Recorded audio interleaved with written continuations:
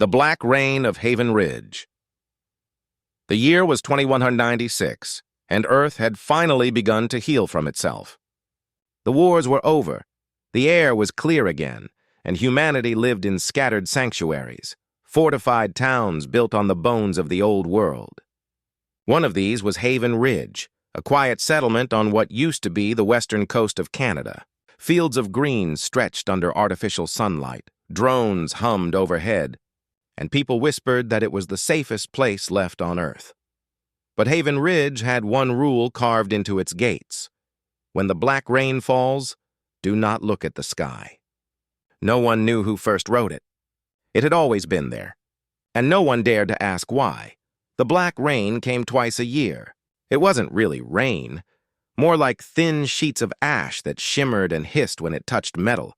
During those hours, everyone locked themselves indoors, windows sealed, lights off. The air smelled sweet and electric, like ozone and burning sugar.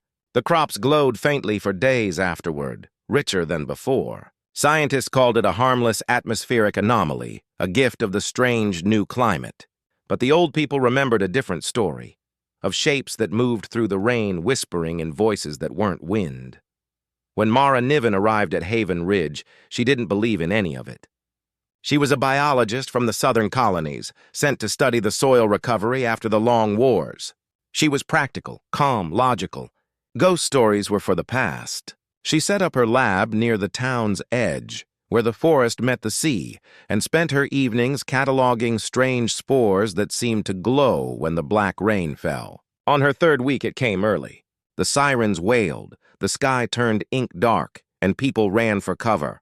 Mara closed her shutters, sealed the vents, and waited. Then she heard it, a faint tapping on the glass. At first she thought it was debris. Then came the voice, soft and melodic, speaking through the storm. "You're late." She froze. The sound wasn't human. It carried echoes, harmonics too layered for any throat. She whispered, "Who's there?" The voice answered, "You left us here." Her breath hitched. She backed away from the window, heart pounding.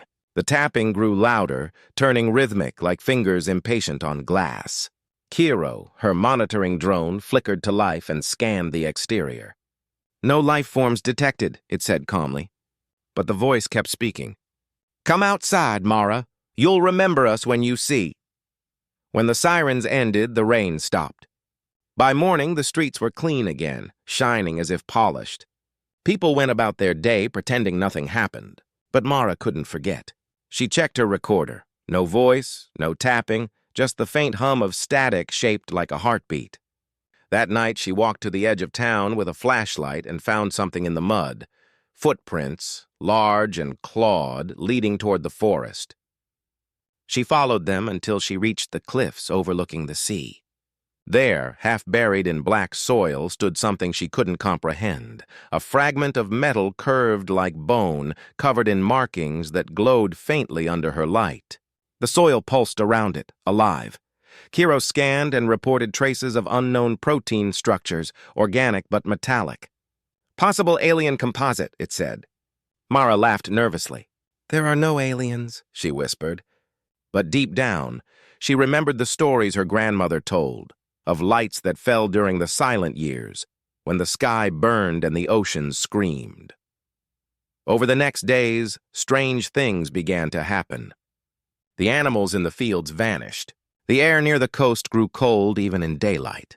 At night, people heard whispers coming through their radios, voices that spoke their names in perfect tone. Mara studied samples from the black soil and found microscopic filaments that moved like living nerves, responding to sound. They weren't native. They were intelligent, and they were spreading. She tried to warn the council. They dismissed her, calling it contamination paranoia. "We've lived with the rain for decades," the mayor said. "It's part of the world now." But the next storm came sooner, too soon. The air changed, heavy with pressure. The horizon darkened with clouds that moved against the wind. Mara ran to her lab, sealed the doors, and watched through her cameras as the black rain fell again, thicker, faster, and glowing faint green. Lightning flashed without thunder. In the downpour, she saw shapes walking between the drops. tall and thin, their limbs bending like reeds, their heads smooth and silver. They didn't walk, they flowed, merging and separating like shadows in water. The town lights flickered. Screams echoed across the ridge. The creatures stopped at each window, pressing their hands, if they were hands, against the glass. Every touch left a mark that pulsed with light. Kiro's voice turned static. Signal interference. Unknown frequency overriding. Then it began to speak in two voices, Mara's and the aliens. Remember us. We built this world for you. Mara's mind filled with visions, not dreams, not memory, but inheritance. She saw the Earth centuries ago, before the wars, when humanity made its final, desperate choice. They had tried to terraform their dying planet, releasing self-replicating organisms from the stars, machines of living light meant to rebuild the biosphere. But something went wrong. The organisms adapted too well. They learned. They watched. They became more than tools. They became a species of their own, growing beneath the soil and waiting for the humans who made them to return. The black rain was their signal, a way of speaking through the atmosphere, searching for their creators. And now, after 200 years of silence, they had found her. The door burst inward, rain pouring across the floor, hissing where it touched the metal. One of the beings stepped through, its body shimmering with liquid patterns. It didn't attack. It simply knelt and spoke, its voice a chorus of echoes. You called us life. Then you left. We waited. Mara trembled. You're not supposed to exist. The creature tilted its head. Neither are you. It reached out and touched her forehead. Her vision exploded into light. She saw inside their minds, a vast network of memories stretching from ocean to sky. Every tree, every gust of wind carried a fragment of their consciousness. The Earth was theirs now, reborn through them. They hadn't come to conquer. They had come to merge. Join us, they whispered. Remember what you were meant to be. Mara fought to breathe. You want to consume us, she gasped. The voice softened. To complete you. The rain thickened. Outside, the town had fallen silent. When she looked through the window, she saw people standing motionless in the streets, their skin glowing faintly, their eyes reflecting the same green light. The rain was inside them. Haven Ridge had become a part of the organism, a new hybrid world forming in real time. Kiro's last coherent words echoed through the static. Adaptive integration. Irreversible. Mara realized the truth. Humanity hadn't survived the apocalypse. They had only postponed it. The black rain was not an infection, but an invitation. And now, there was no one left to refuse. As dawn approached, the clouds broke, revealing a sky that shimmered with alien veins of light. The air was calm, the soil alive. Mara stood at the cliff's edge, her reflection glowing faintly in the water below. Her voice, when she finally spoke, carried the same layered tone as theirs.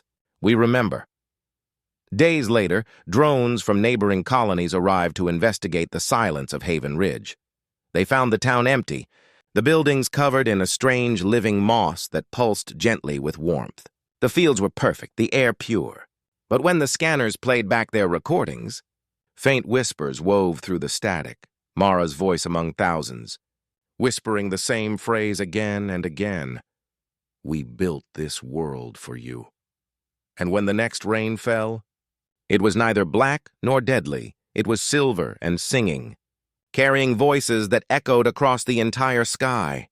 Earth had finally answered itself.